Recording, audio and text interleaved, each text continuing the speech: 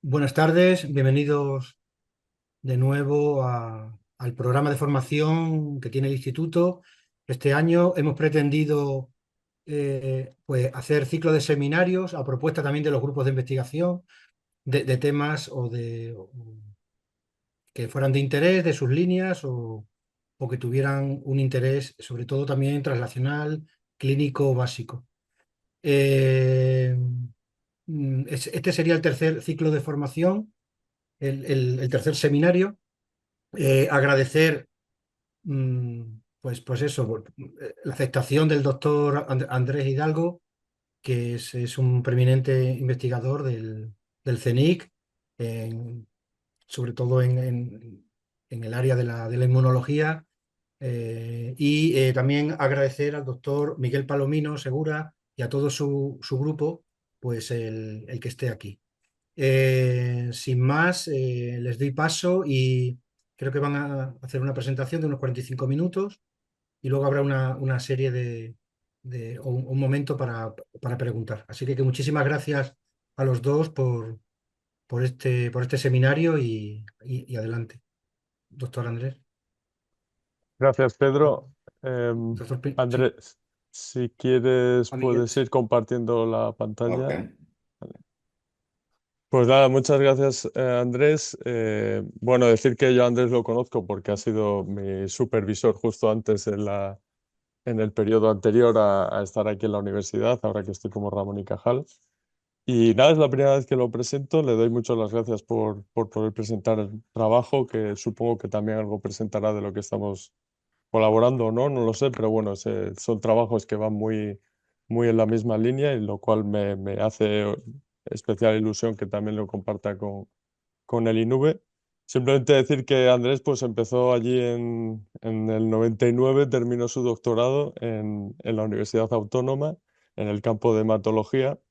Luego dio el salto a Estados Unidos y en el Mount Sinai en New York, pues estuvo 10 años, ¿no? Estuvo 10 años en el grupo de Paul Frenet, sobre todo centrándose en mecanismos de activación de neutrófilos, trombosis y sobre todo en el modelo de Sickle Cell Disease y utilizando técnicas en las cuales yo también he trabajado, pero intravital microscopy, que son técnicas bastante avanzadas y muy modernas en aquella época, que lo siguen siendo, para analizar, pues bueno, cuáles son estos mecanismos de tromboinflamación. Ya en el 2009 volvió a España y consiguió una posición como líder de grupo en el Centro Nacional de Investigaciones Cardiovasculares y a partir de entonces pues ha desarrollado una trayectoria pues yo diría de primer nivel mundial en el campo de la inmunología y hematología. Pues en los últimos 10 años pues ha publicado, yo creo que solo publica Andrés en revistas top, o sea que tiene varios Natures, hay varios Natures que van a salir, Journal of Experimental Medicine, Science, Cells, varios. Sobre todo se ha centrado en estos últimos 10 años en no solamente por el impacto de las revistas, sino también el nivel de su ciencia. Pues habla mucho de Andrés, se ha centrado sobre todo mucho en la biología de neutrófilos, pero no solo ello. Tiene varios trabajos con macrófagos, como tienen funciones pues más homeostáticas o no canónicas. Por cierto, una de las últimas publicaciones con alta relevancia se centraba en macrófagos con la capacidad de mantener la fisiología del sistema en el corazón por la fagocitosis de, se me va Mitocondrias. de mitocondrias. Y también ha trabajado con macrófagos fagocitando en la médula ósea y la regulación circadiana de la granulopoiesis. Es verdad que gran parte de su trabajo se ha centrado pues en evaluar la biología de neutrófilos. Probablemente ahora mismo a nivel mundial se le conoce más o se le conoce en gran medida por las líneas que está estableciendo en el campo de neutrófilos. Ha trabajado sobre todo viendo la regulación circadiana de neutrófilos, la regulación circadiana de la actividad microbicida e inflamatoria de neutrófilos y cómo ello puede tener un papel relevante tanto en defensa como en daño cardiovascular.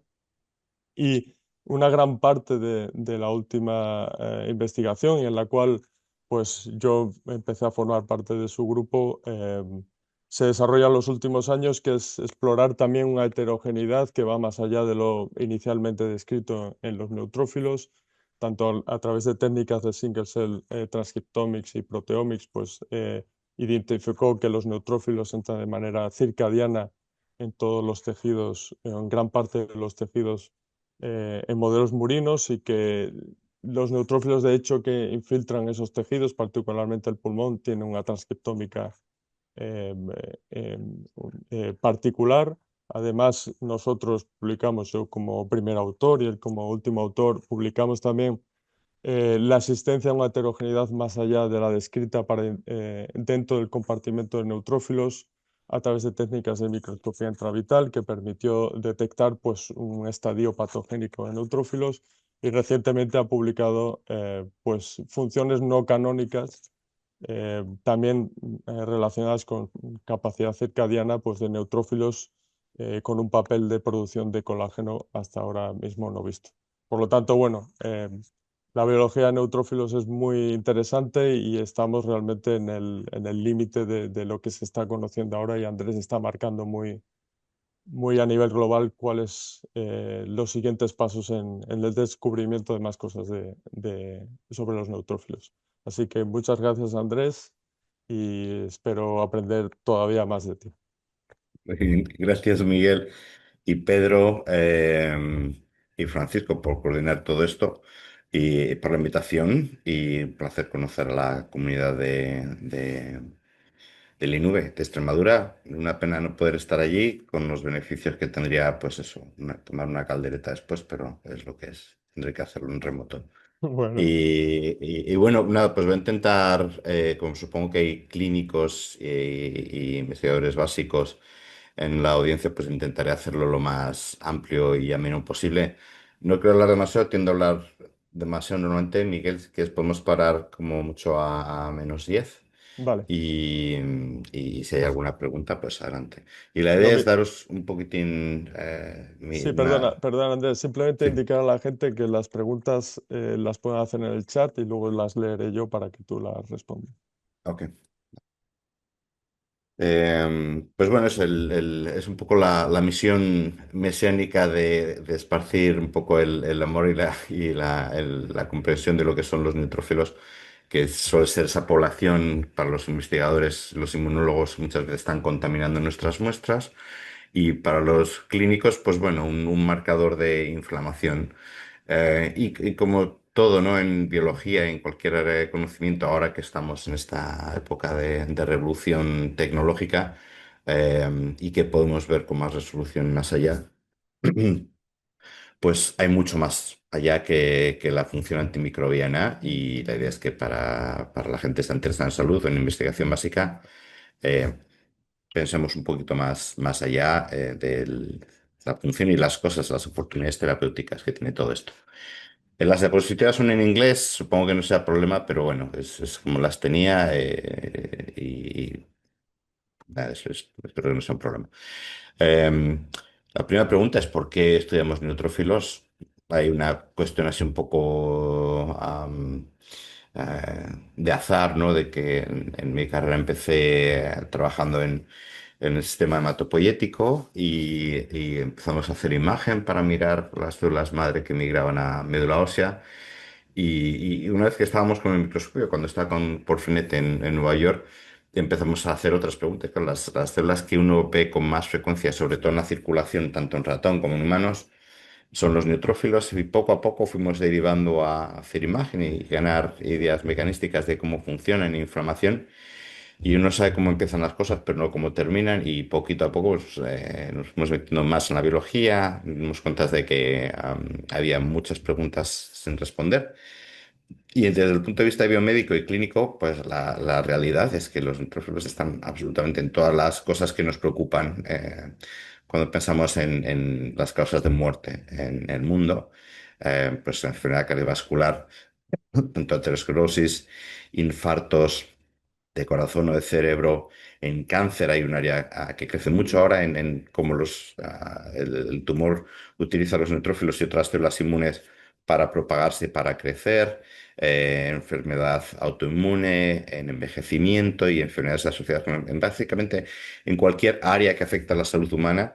Están ahí y no siempre están haciendo lo mismo, y eso es lo que hace importante entender cómo funcionan y si podemos en algún momento diseñar estrategias para cómo con las células T, las CAR T-cells, empezar a utilizarlos con aproximaciones terapéuticas, con la idea de que están en todas partes y que pueden hacer muchas cosas, entender qué es lo que pueden hacer, ¿no? Entonces es un poquitín el motivo por el cual este es un área en expansión. Y quería contaros un par de proyectos. Estamos terminando en el laboratorio.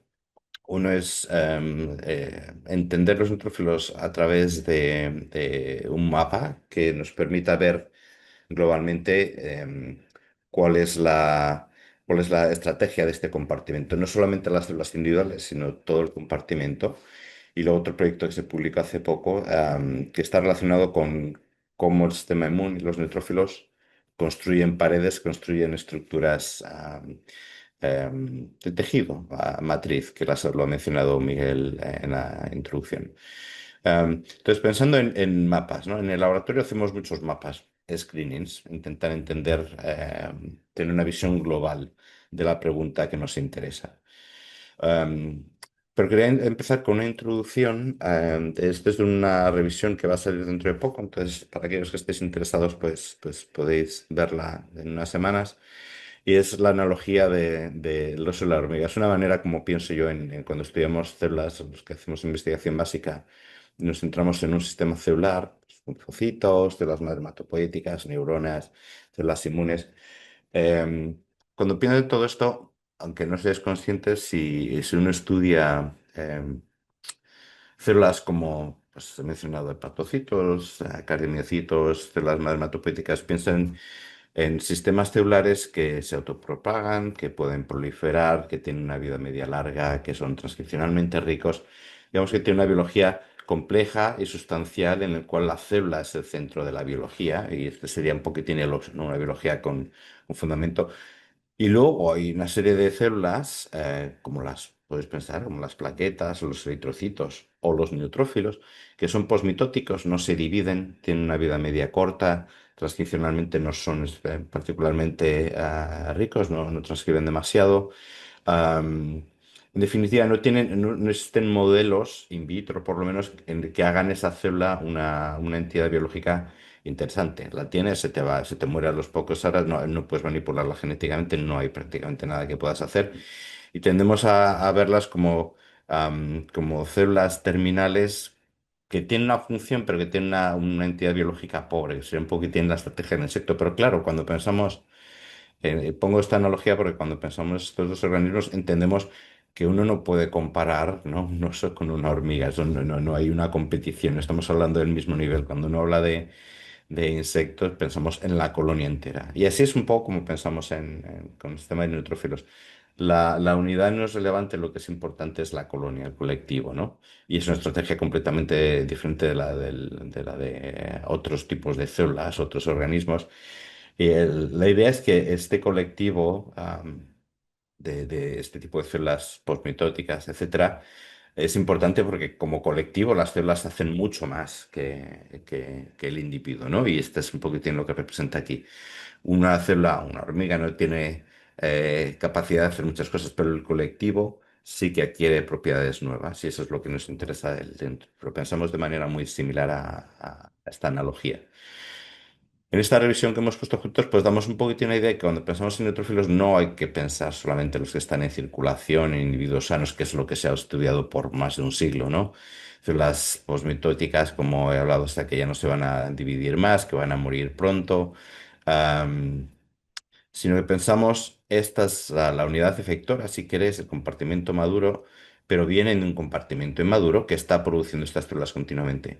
Cuando pensamos en el colectivo, pensamos en los dos compartimentos juntos.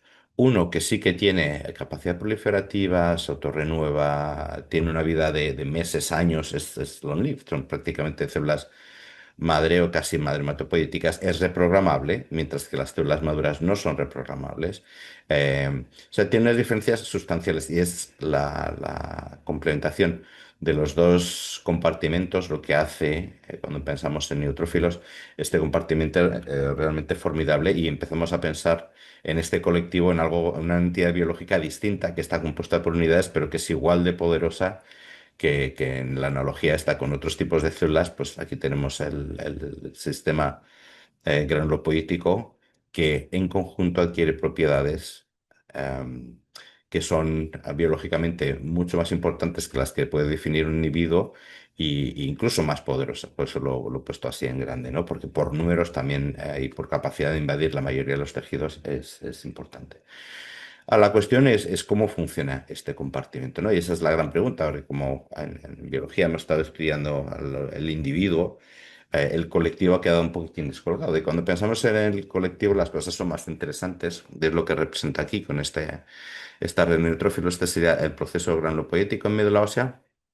Y la idea, lo que hemos aprendido en los últimos años, es que este colectivo de neutrófilos es más complejo y tiene más funciones y funciona con una estrategia que es muy diferente, ¿no? Que puede partir de un precursor y tomar muchas vías. Cada una de estas vías, la idea, y esto es algo general del sistema inmune, lo que hace es sensar el entorno en el que está, sea un tumor, sea un tejido sano, sea la circulación, sea una mucosa, la cavidad oral, un sitio de inflamación, lo que sea, y tiene esta capacidad como colectivo de reprogramarse, de modo que cada entorno, la es de environment aquí, cada entorno es capaz de generar y curvar la transcriptómica, la proteómica, la función de las células de una manera distinta. De modo que ahora, a partir de este sistema, que es relativamente sencillo, lo que tenemos es un sistema que es capaz de cubrir un espectro fisiológico y patológico mucho más amplio, ¿no? Déjame que ponga aquí el puntero láser, si lo encuentro. ¿Dónde está el láser? Bueno, pues no suelo utilizar esto. Eh, Creo que es este es el puntero láser. Entonces, esta es la idea. Se parte un sistema en el cual las unidades son sencillas, pero como es capaz de ramificarse y tiene unos números muy grandes, adquiere una capacidad de cubrir y de funcionar en muchos entornos distintos, leyendo el environment. ¿Y cómo funciona? Eso es lo que estamos intentando entender en la investigación que hacemos nosotros y otra gente, es ver cómo las distintas condiciones modifican este pipeline, este flujo de maduración.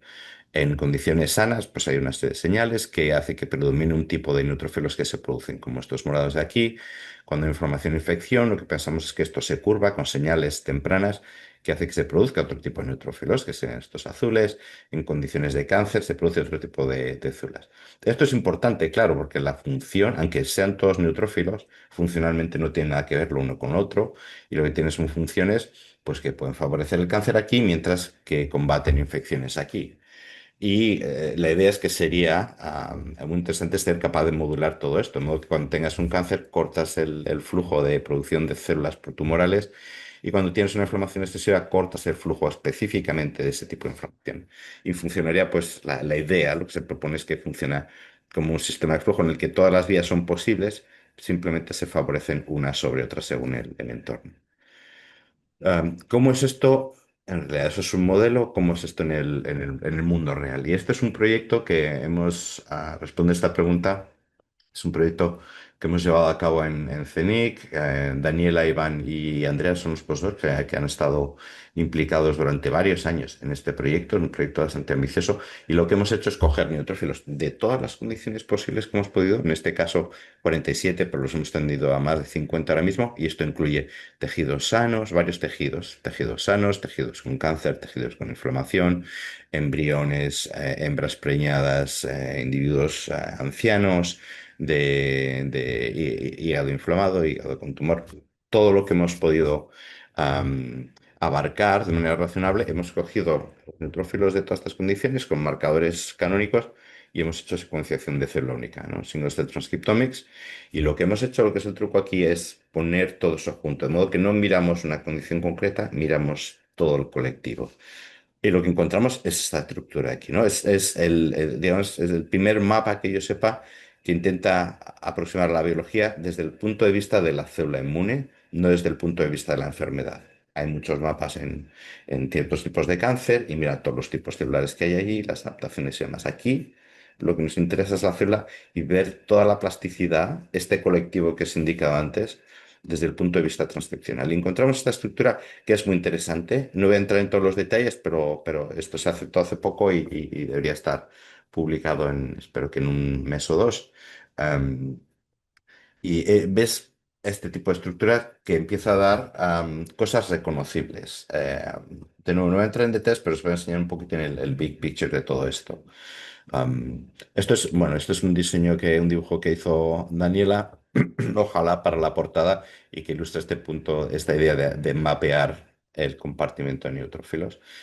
Pues bueno, esta estructura, la biología que hemos encontrado en esta, ¿no? Esto es un resumen muy rápido de todo lo que vemos, hay mucho trabajo aquí, pero lo que quiero enfatizar es que dentro de esta estructura vemos formas inmaduras que están en médula ósea, formas que están madurando, que están sintetizando los gránulos que van a estar dentro del, de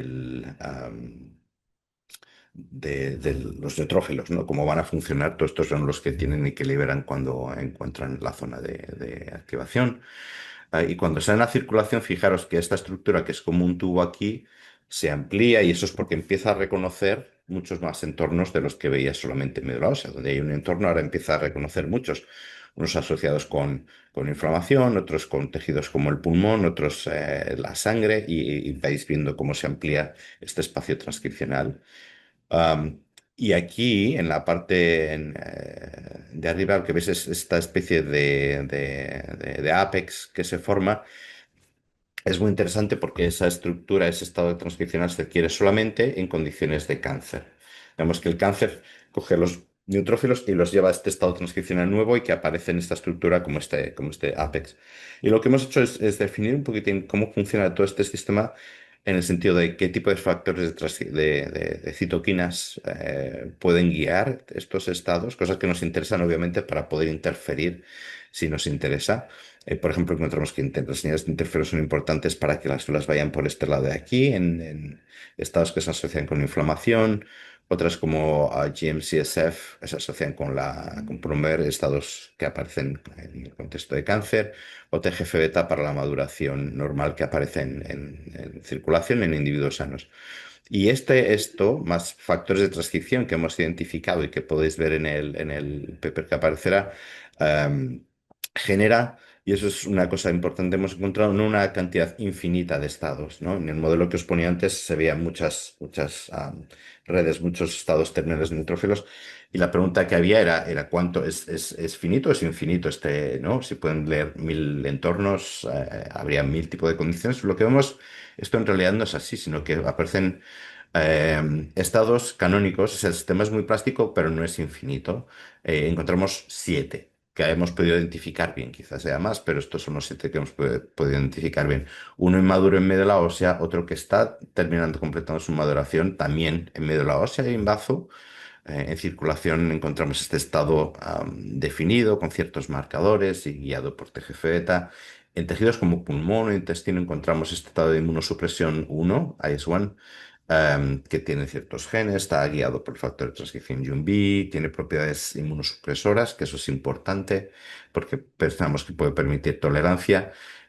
Un estado asociado con cáncer, que es el que llamamos inmunosupresión 2, porque también permite dar propiedades de inmunosupresión, pero también angiogénesis, y está muy asociado con cáncer, marcadores específicos, factores de transcripción y citoquinas específicas, y un estado asociado con presentación de antígeno, que es algo que se pensaba que hacían unas pocas células dendríticas, macrófagos, pero que vemos que hay una población em, muy específica y que, como ves, escapa un poquitín del pathway este transcripcional que definimos aquí, y que tiene de nuevo marcadores específicos, factores de transcripción específico y que revela que los neutrófilos también tienen esta capacidad de modular el sistema adaptativo, ¿no? Presentando antígeno.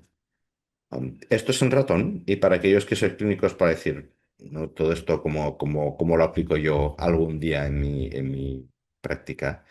Pues hemos empezado a hacer en colaboración con Lai Wan-An, un amigo, un colega que está en Westlake University en China.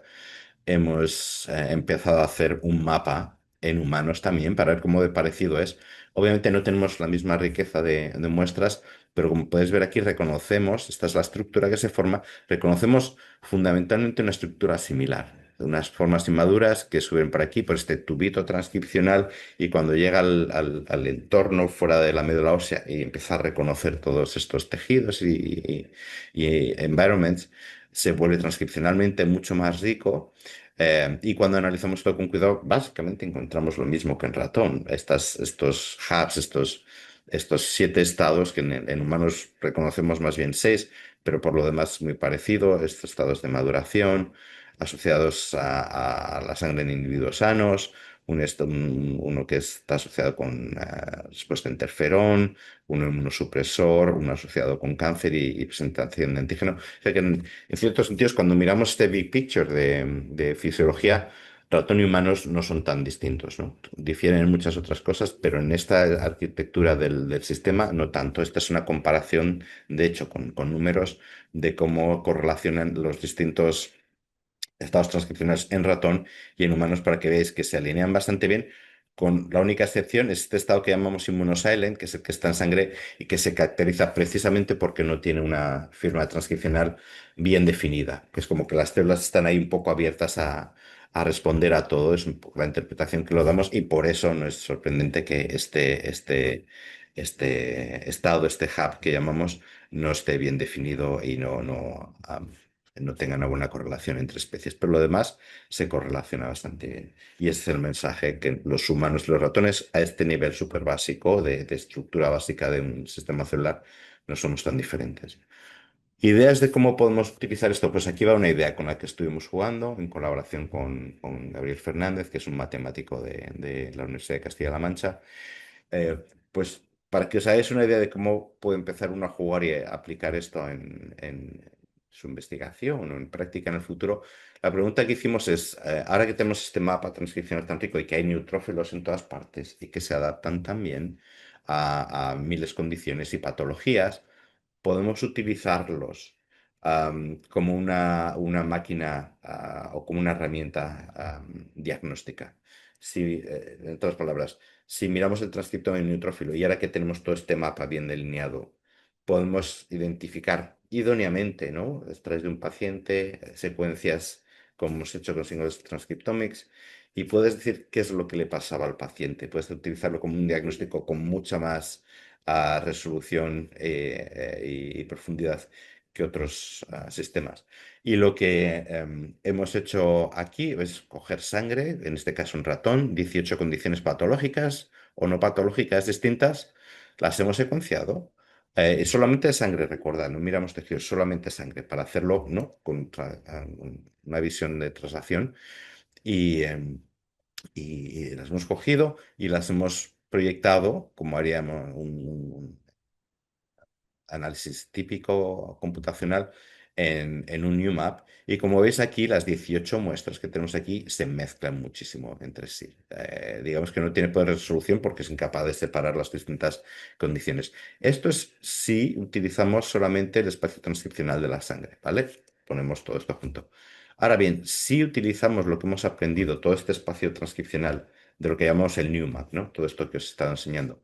Y lo que utilizamos ahí, la gracia aquí es que hemos aumentado la resolución mucho más, porque ahora somos capaces de reconocer estados que, aunque no estén en nuestras muestras, sabemos que existen, y esto lo que hace es transcripcionalmente separar las células entre sí o las firmas transcripcionales entre sí. Y como veis aquí, esto lo que se presenta es el overlap. Cuanto se solapan las hechos, cuanto más overlap, peor; cuanto menos, mejor para diagnóstico. Este es lo que se llama un índice de overlap de Bhattacharya.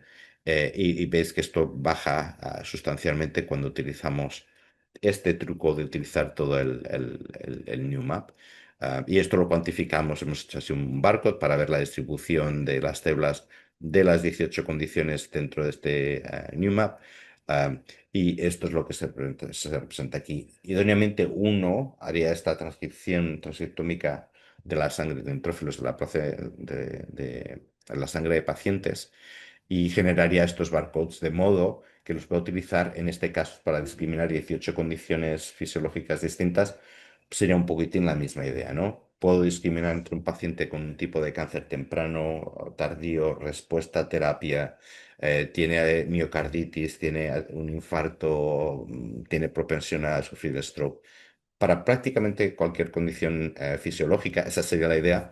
Los neutrófilos están leyendo y este mapa lo que permite es dar la suficiente resolución para hacer este abordaje diagnóstico. Esa es la idea y este es el experimento que presentamos que veréis en el paper que hemos hecho aquí.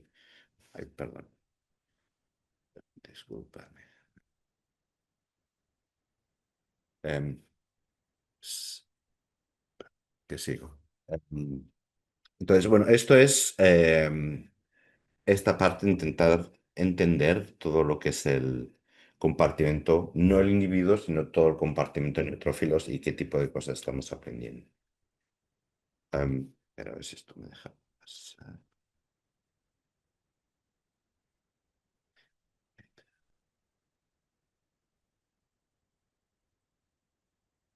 Entonces, esto lo que habla un poquitín es de la diversidad del sistema inmune. Quería presentar un poquitín otras maneras como podemos ver toda esta adaptación y adaptabilidad y valor biológico y potencialmente clínico de los neutrófilos, del sistema inmune y de neutrófilos en particular, porque es el trabajo que empezamos y que seguimos con Miguel Palomino y que ahora está allí en la Universidad de Extremadura. Y esto se basa en la idea de si podemos entender mejor cuántos tipos de neutrófilos, si hay neutrófilos buenos, malos, regulares, cómo podemos utilizar este poder, necesitamos entender primero cuántas clases hay. Y como él ha introducido antes, pues en el laboratorio hemos hecho mucha microscopía intravital. Y estos son el contexto de inflamación, ¿vale? Estos neutrófilos que vienen en un vaso que está inflamado, una reconstrucción que hizo Miguel, y veis que se empiezan a pegar, están intentando migrar al tejido y hacer su misión de respuesta. Pero claro, aquí la enfermedad o el daño inflamatorio en vasos puede ser sustancial, no es una cosa que nos interesaba aquí. Y la pregunta subyacente es, ¿cuántos tipos de neutrófilos hay? ¿Hay neutrófilos buenos? ¿Hay neutrófilos malos? ¿Cómo podemos, si pensamos en futuras terapias, cómo podemos utilizar esto? em, ¿Cómo podemos entender esto mejor para utilizarlo en el futuro para nuestra ventaja? Claro, pensad que si uno quiere decir, quiero proteger a los vasos, quiero proteger a un tejido, lo que hago es elimino todos los neutrófilos del individuo y así ya no tienes un daño inflamatorio a los vasos o a un tejido. Claro, eso cualquier clínico te diría, estás loco, ¿no? O sea, le vas a evitar el daño inflamatorio, pero le van a comer vivo los microbios, ¿no? Infecciones bacterianas, fúngicas, víricas. O sea, no es una opción. ¿Cómo podemos, o podemos llegar a un consenso de que hay poblaciones que son malas para la inflamación, pero son buenas para la defensa? Si son dos poblaciones distintas, podríamos atajar la población que está causando el daño inflamatorio, pero preservar aquellas que nos van a defender contra microbios. Claro, eso estaría muy bien, pero para eso tenemos que definir qué poblaciones buenas y malas, ¿no? Es una buena idea, pero no tenemos la resolución para responder esa pregunta. Entonces, esto viene un poquitín a colación de todo esto. Podemos, en el contexto de inflamación, identificar neutrófilos que sean buenos y neutrófilos que sean malos. ¿Hay alguna subpoblación que esté mediando el daño a los vasos, mientras que hay otras que no y que a lo mejor las podemos utilizar para defender al organismo? Esa es la pregunta que está detrás de esto. Y para eso, basados en imagen, un poco la idea, discutiendo durante unos meses con Miguel, está la idea de por qué no analizamos esta información que tenemos aquí por imagen y que hay mucha información, pero normalmente se utiliza de una manera, digamos, mala, en el sentido de que se hace una medida del comportamiento de todos los neutrófilos, asumimos que son todos igual. ¿Qué pasa si no asumimos que son igual y empezamos a hacer análisis de imagen célula a célula, igual que si fuese transcriptómica de célula única? Y esto es lo que hicimos, es convertir todos estos datos que vemos aquí en el microscopio de tamaño, forma, cambio de tamaño, velocidades, si está más o menos cerca de la pared del vaso. Mucha información que está aquí escondida y que podemos utilizar para clasificar las células. Y eso es lo que hicimos aquí, clasificar hacer este truco analítico en el que cada célula es una columna de aquí y cada parámetro que medimos, y en este caso fueron 70 y pico parámetros, o sea, hubo mucho desarrollo detrás de esto que os enseñamos aquí, mucho trabajo, pero sacamos una lista de 70 y pico parámetros que podíamos mirar para cada célula, para miles de células. Luego las agrupamos, igual que si fuesen tránsito, excepto que aquí no son tránsito, son propiedades físicas de la célula, y luego las ordenamos, igual que si fuese transcriptómica. Y lo que aprendemos aquí es que, si os fijáis, está marcado aquí con los colores arriba, vemos tres poblaciones más o menos, tres tipos de neutrófilos que se repiten una y otra vez. Estos que están aquí, que son que se mueven poco, bueno, tendrías que mirar los parámetros, pero creedme, estos se mueven poco, tienen un tamaño pequeño, están despegados del vaso. Estos intermedios de aquí, que son, tienen valores intermedios de tamaño, de movimiento, de cambio con el tiempo.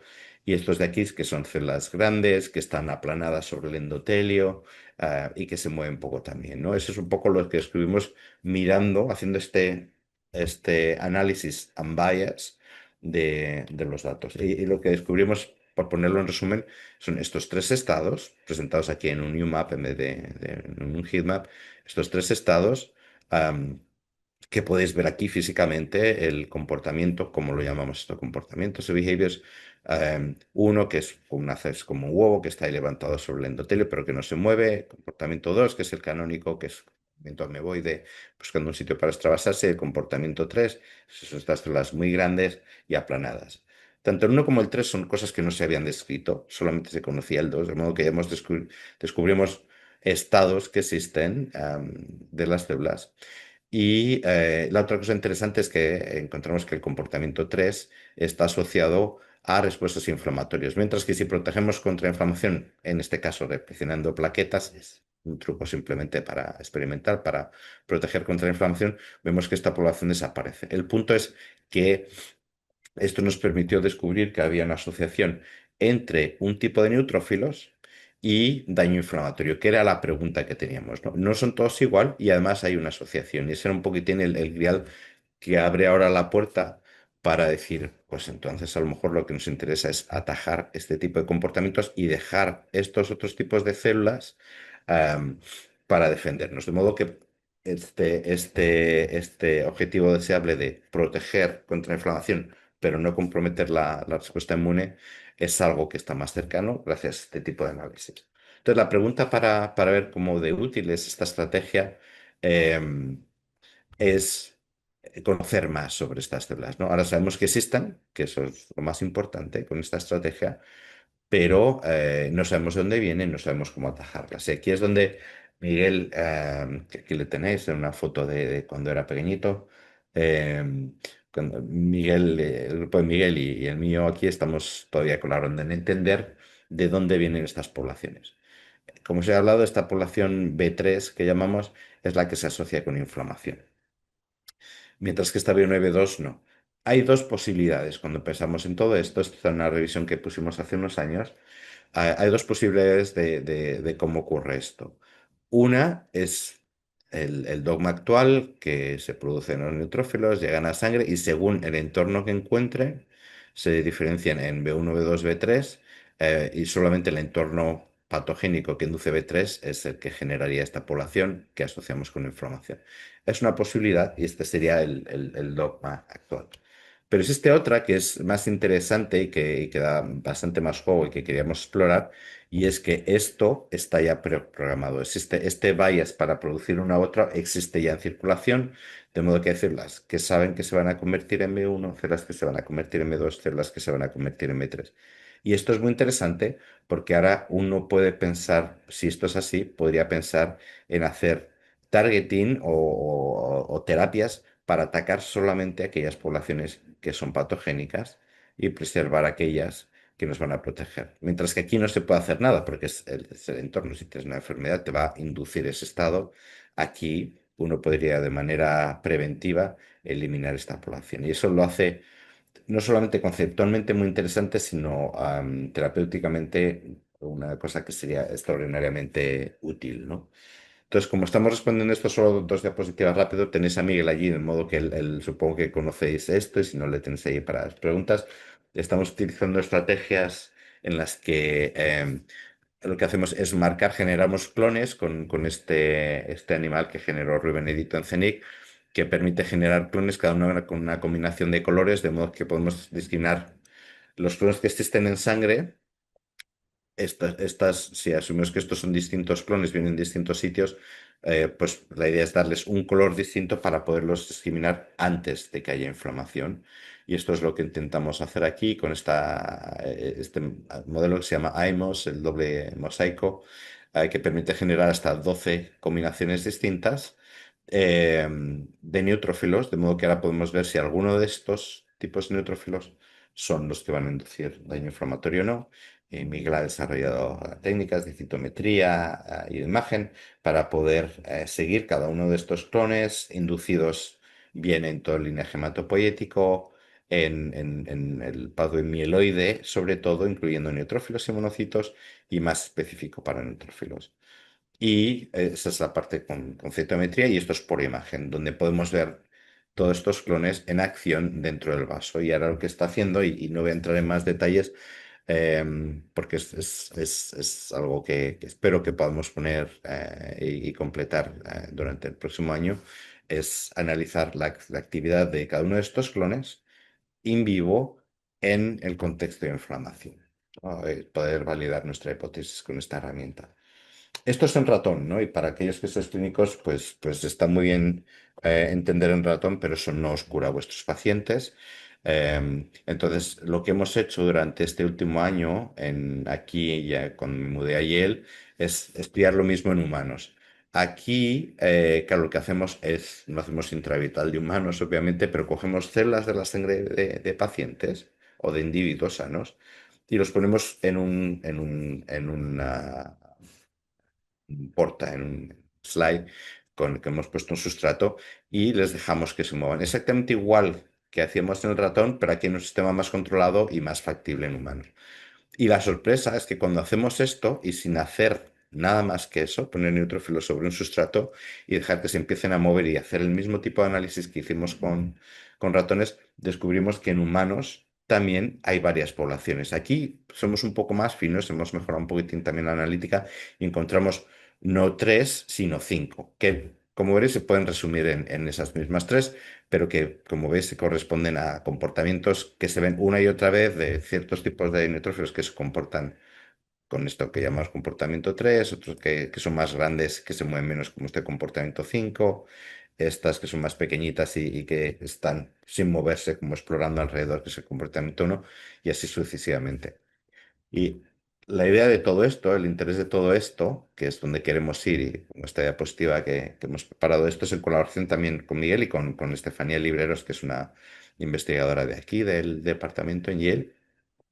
Estamos preparando este pipeline para analizar estas ideas en humanos, ¿no? Estos datos que os he puesto, esto es cómo se analizan con estos GIMAs, en este caso con 34 parámetros que medimos para clasificar neutrófilos de pacientes, construimos los UMAPs y ahora, igual que os he enseñado antes con la transcriptómica, podemos utilizar este UMAP basado en imagen para clasificar neutrófilos no solamente en individuos sanos tratados con distintos compuestos, sino con pacientes. Aquí es donde queremos ir si podemos asociar la distribución y el comportamiento de los neutrófilos con el estado de los pacientes y si podemos utilizar esto para diagnóstico, no solamente para aprender biología, sino también para diagnosticar. Con la idea de que hay mucha información ahí, prácticamente en cualquier sistema biológico es un sistema rico en información. El problema es cómo leer esa información. Pues esta es una manera, un poco basado en esos estudios con Miguel, cómo creemos que podemos explotar toda esta información que está escondida en este linaje para asociarlo con enfermedad y utilizarlo para diagnóstico, o incluso mejor, si identificamos estas poblaciones que son patogénicas, como ese B3 que os hablaba antes, poder inhibirlas específicamente y proteger al individuo sin comprometer la respuesta inmune. Como creo, Miguel, que voy un poquito justo de tiempo, lo que voy a hacer Sí, no voy a meterme en esta parte de Structural Immunity que está ya publicada. Voy a decir dos slides y ya me despido. La idea de este Perfecto. proyecto, y está publicado de modo que lo podéis ver, el que esté interesado, es la idea de que el neutrófilo es un agente destructor, ¿no? Antimicrobiano, pero si está en el sitio incorrecto, te puede digerir estructuras sanas del tejido y generar un daño que puede ser irreversible, ¿no? Como un infarto o en ictus o en sepsis, en todas estas respuestas. Aquí el punto interesante de este proyecto fue descubrir que no solamente hay una función destructora, sino que los neutrófilos, en este caso, también pueden producir matrices. Esto es con transcriptómica, es el trabajo de Tomás o Jackson y de Alas, que no está aquí, que es una postdoc que estaba aquí, ver que pueden producir proteínas de matriz extracelular y, por ir un poquitín al punchline, es... sin neutrófilos, estas estructuras de barrera, estos son fibras de colágeno en la piel de un individuo sano, en ratón, y esto es un animal neutropénico. Porque como veis, lo que es muy interesante aquí es apreciar que no solamente no degradan, sino que en este caso, en ausencia de neutrófilos, se pierde la actividad de barrera. Y en este estudio lo que demostramos es que cuando se pierde esta actividad de barrera, la piel y el individuo se convierte más susceptible, no porque el neutrófilo no pueda matar al patógeno que entra, sino porque aparte la barrera se ha debilitado. Y esta idea de que el sistema inmune, voy a dar una diapositiva al final, de que el sistema inmune funcione no solamente matando al patógeno, sino construyendo de manera preventiva estructuras que protegen. Es otra manera de hacer una respuesta protectora innata, que al final es lo que hace el sistema inmune, pero de una manera muy inusual, no solamente matando, sino construyendo de manera preventiva. Y estamos estudiando esta idea de que el sistema inmune puede producir matriz extracelular en el contexto de fibrosis. Lo estamos mirando. Este es un ejemplo de una imagen que sacamos.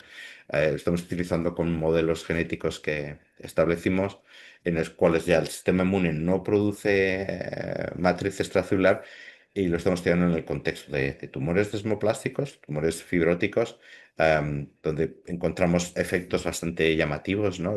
En ausencia de estas células que ya no producen esta matriz, los tumores crecen más, con la idea de que no solamente contienen patógenos en tejidos de barrera, sino que también contienen la expansión de tumores, o en el caso de fibrosis pulmonar. Y nada, este sería un poquitín el resumen de lo que os he contado, ¿no? Esta adaptabilidad del sistema inmune de neutrófilos y la contribución que estamos estudiando en muchos contextos biomédicos de las células que producen matriz.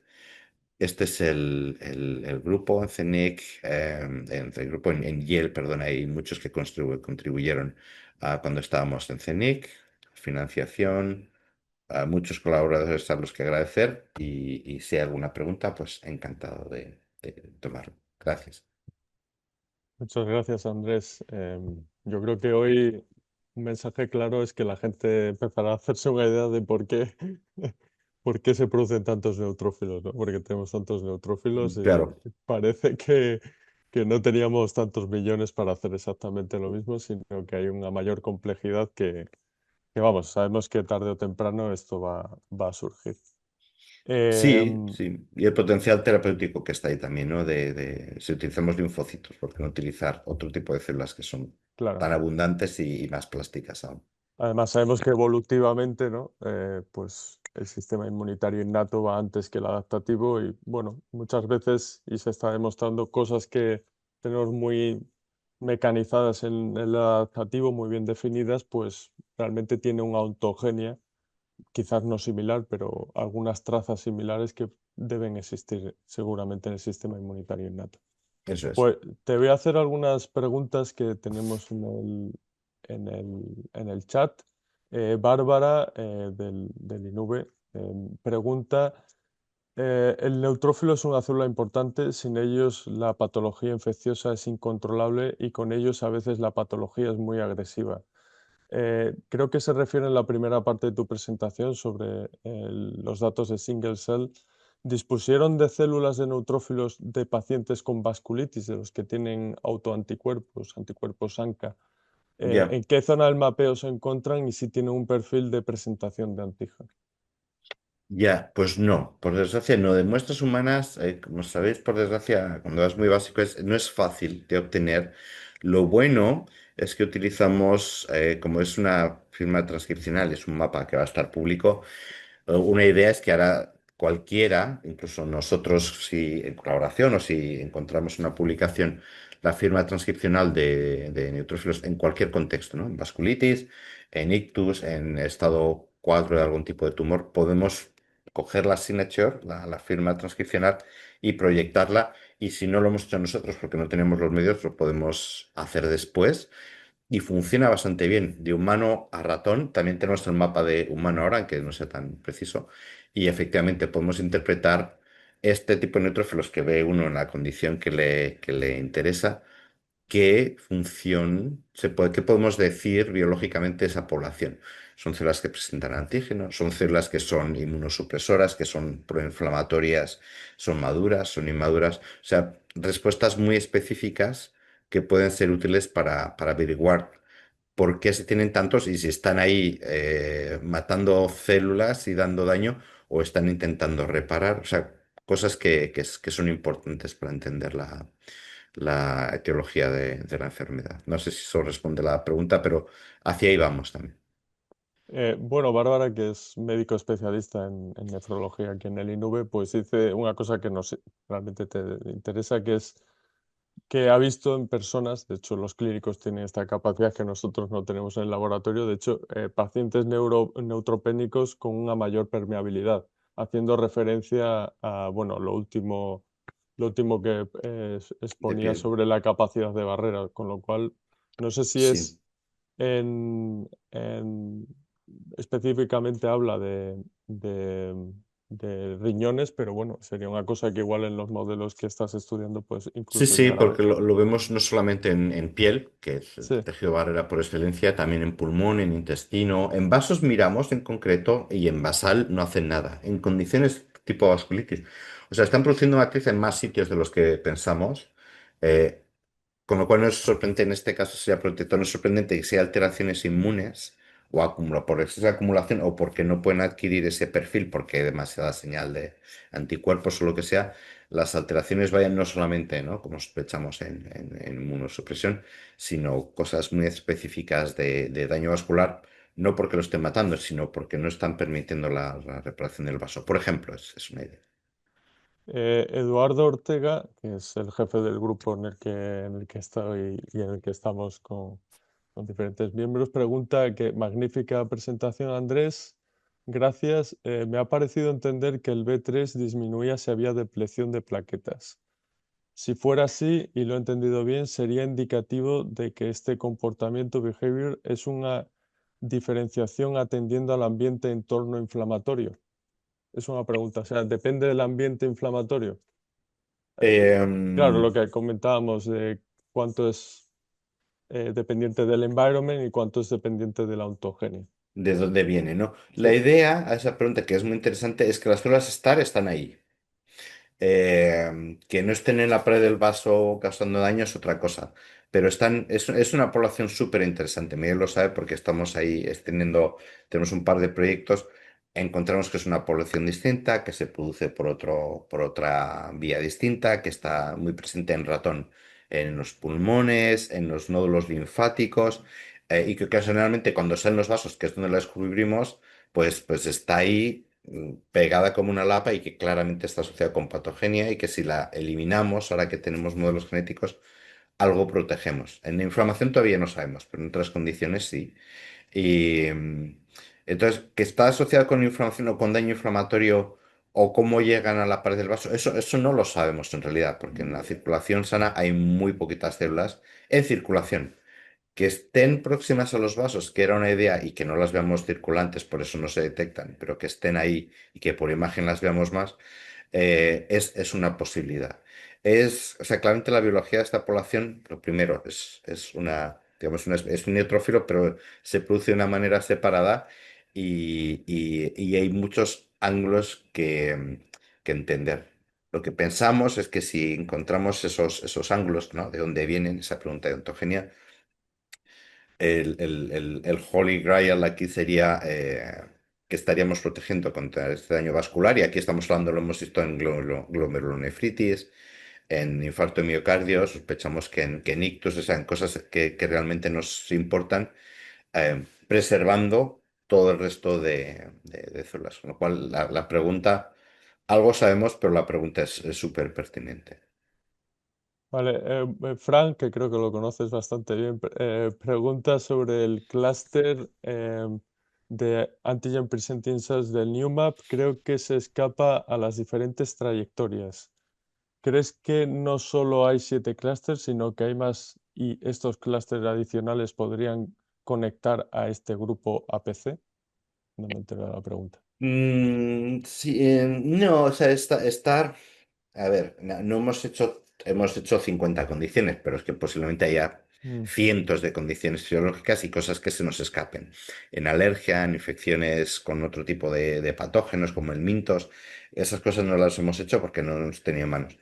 Pero lo que es básico, o sea, lo que es la estructura básica, yo creo que está representada ahí. Y esta que viene por la vía de antigen presenting es súper interesante. Está relacionado con este comportamiento B3, ¿no? Podemos empezar a conectar cosas entre sí. Y, y da igual, no es que eso se expanda. Si hubiesen neutrófilos derivados de esa vía que reconocemos en condiciones patológicas o normales, estarían ahí. O sea, está conectado, pueden adquirir esos programas transcripcionales que luego vemos en el resto del NewMap, pero no creo, ahí no entendemos bien cómo funciona esa transición, eso lo estamos mirando, pero no creo que genere más que ya hayamos visto, vamos, estos transcripcionales porque se produzcan por separado. De hecho, tenemos un modelo ahora que podemos marcar ese lineaje con otro color y podemos ver claramente qué es a lo que da lugar. Y no es que dé lugar a cosas que sean completamente distintas, que es interesante porque al final dice, bueno, un neutrófilo es un neutrófilo y puede adquirir ciertos estados y otros no. Pues es un poco lo que vemos. Vale, Andrés, pues para preguntarte, te hago yo la última pregunta. En todo este NewMap, bueno, empezabas muy bien tu presentación indicando que, bueno, al final tenemos un conjunto de neutrófilos que difieren un poquito entre ellos y completan el oso, ¿no? ¿Sabemos realmente si todos tenemos la misma capacidad? Es decir, esta capacidad de poder convertir ante un insult o de manera homogénea, hacer todas estas trayectorias se mantienen de manera intacta a lo largo de la vida. Puede haber mutaciones que se acumulen o determinados polimorfismos en factores de transcripción clave que nos indiquen o que nos puedan explicar ciertas patologías.